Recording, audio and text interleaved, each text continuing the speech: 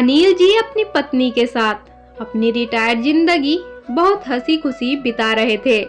उनके तीनों बेटे शहर में अपने अपने परिवारों के साथ थे, लेकिन उन्होंने नियम बना रखा था कि दिवाली हो या कोई अन्य त्योहार, तीनों बेटे सहपरिवार उनके पास आएंगे, साथ रहेंगे, खाएंगे, वक्त बिताएंगे पूरे एक सप्ताह तक।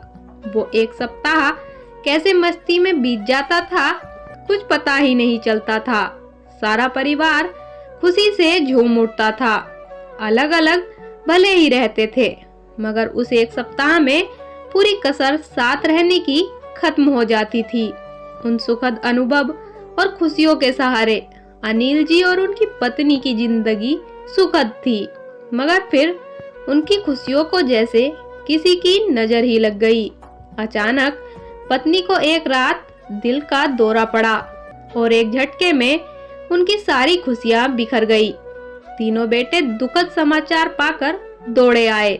उनके सब क्रियाक्रम के बाद सब शाम को एकत्रित हो गए। तब बड़ी बहू ने बात उठाई, बाबूजी, अब आप यहाँ अकेले कैसे रह पाएंगे? आप भी हमारे साथ चलिए। नहीं बहू, अभी यहीं रहने दो, यहाँ अपनापन लगता है, उसकी अनेकों यादें हैं। और फिर बच्चों की गृहस्थी में कहते कहते वो चुप से हो गए। बड़ा पोता कुछ बोलने का हुआ, उन्होंने हाथ के इशारे से उसे चुप करा दिया। बच्चों, उसकी कुछ चीजें हैं जो तुम लोग आपस में बांट लो, मुझसे अब उसकी साज संभाल नहीं हो पाएगी। कहते हुए अलमारी से अनिल जी चांदी का श्रृंगारदान और सोने के पट्टे वाली पुरानी रिस्ट वॉच लाए। सब इतनी खूबसूरत चीजों पर लपक से पड़े।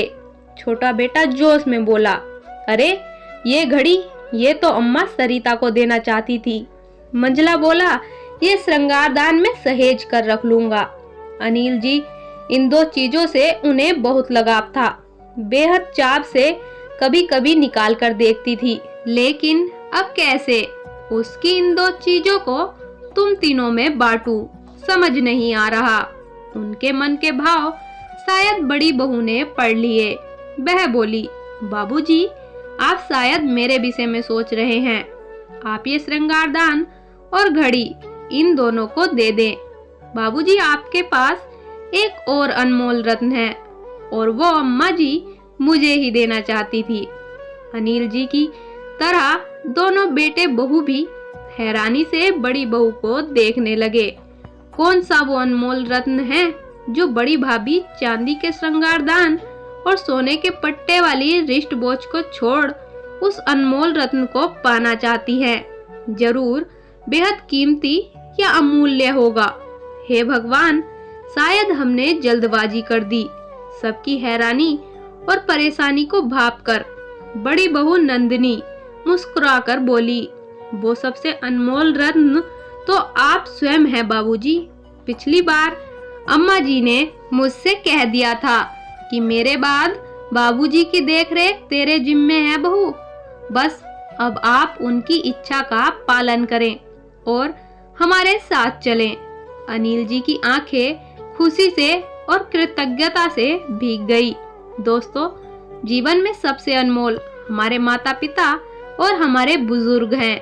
इनका आशीर्वाद और इनके अनुभव, इनकी सलाह, इनकी छत्र छाया किसी अनमोल रत्न या अनमोल धरोहर से कम नहीं है।